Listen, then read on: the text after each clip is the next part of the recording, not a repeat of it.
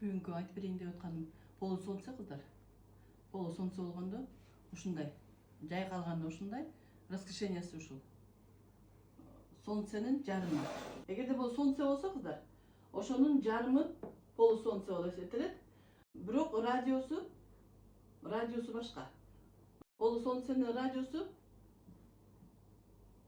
барабар апхат талияга, анан пиге. Эгерде апхатын эсептесеңер ошол, пи барабар 3/14-кө. Манекени көрсөтөйүн. Манекенин талиясы 37. Апхаты, полный апхаты 37. Мисалы 37-ни бөлөбүз 3/14-кө. Барабар 11,7 чыгат радиусу.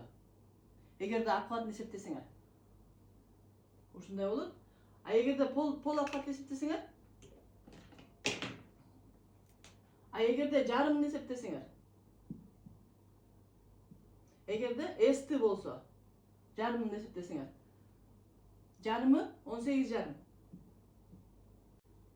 Анда радиус барабар S, анан 3/14-түн бөлүнгөндөгүсү жарымына барабар.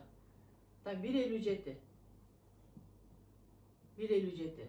Значит 18,5-ды бөлөбүз 1,57-ге. 57-ге. Барабар ушул эле радиус келип чыгат. 11,7. Апхат менен эсептесеңер дагы, пол апхат менен эсептесеңер дагы радиусу бирдей эле чыгат. Только ушул жерден гана айырмасы да бар да. Апхат талия болгондо 3/14-кө бөлөбүз. Эгерде пол апхат талия болгондо анда 1,57-ге бөлөбүз. Солнценин градусу 360 градус. 360 градуста, а мунуку 180 градуста болду. Полусолнценики 180 градуста айланат да, ошондой жайкалганда ошондой.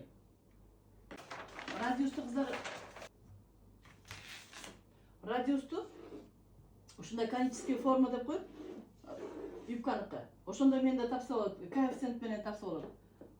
Пол апхатты коэффициентке көбөйтөбүз, анда көбөйтөбүз, бөлбөйбүз. Коэффициентке көбөйтсөк, радиус келип чыгат кыздар. Ушу конический форма дейт да. Солнценики большой колокол, средний колокол бөлүнүп кетет кыздар ушул. Мунун радиустары ар кандай. Кийинки видеода айтып берем кандай болот. Коэффициент менен көбөйтсөң кандай болуп келип чыгат. Эмне үчүн конический формада аталып калган?